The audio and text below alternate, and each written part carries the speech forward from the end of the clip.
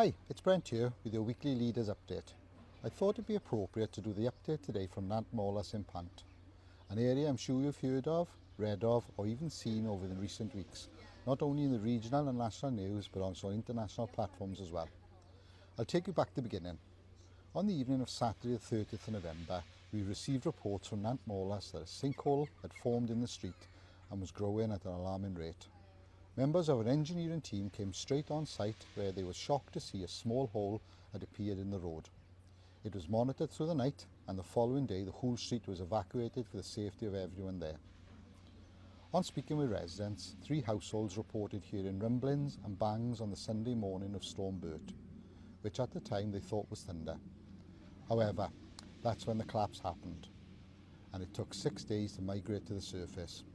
A landslip had occurred on the mountain behind Nant Molas during the night, which washed stone and debris down into the culvert, resulting in it collapsing. All those evacuated residents were supported by our amazing housing officers, and those who needed were placed in temporary accommodation, while our engineers worked out what to do next. And what a feat of engineering it's been. There were plans, then changes to those plans, and another storm thrown into the mix, with Storm Dara hitting the area just 2 weeks after Storm Bert.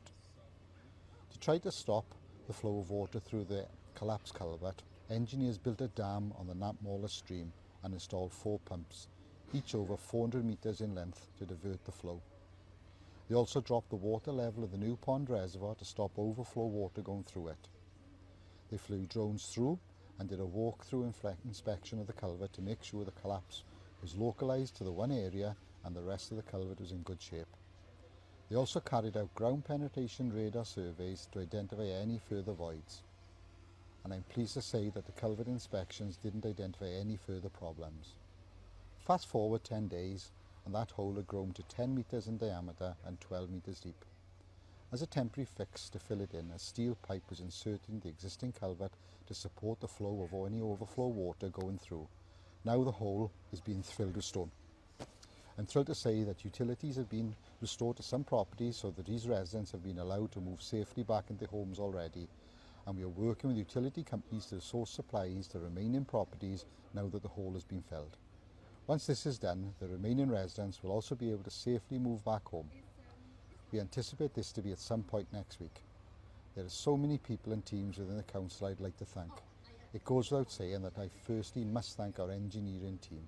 They've gone over and above and beyond to make sure residents could get home for Christmas, putting in long hours and working out a solution to what seemed like an impossible task. Our housing officers were instrumental in keeping residents of the street informed, with calls to them every day to explain the situation and the plans as they developed. Thank you all for your efforts. It's appreciated by not only myself, but I know the residents as well.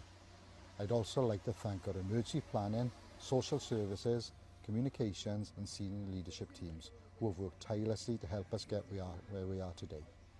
Thanks to your ward councillors Paula Layton, Declan Salmon and David Hughes, who have been very present in the area, also offering the support to residents through this very difficult time. Finally, I, of course, must thank each and every resident that has been affected. Your patience, understanding and support has been incredible throughout what has been a very traumatic time for you. Thank you. We now have to move on to designing a permanent scheme of works which will start in the new year. Diolch.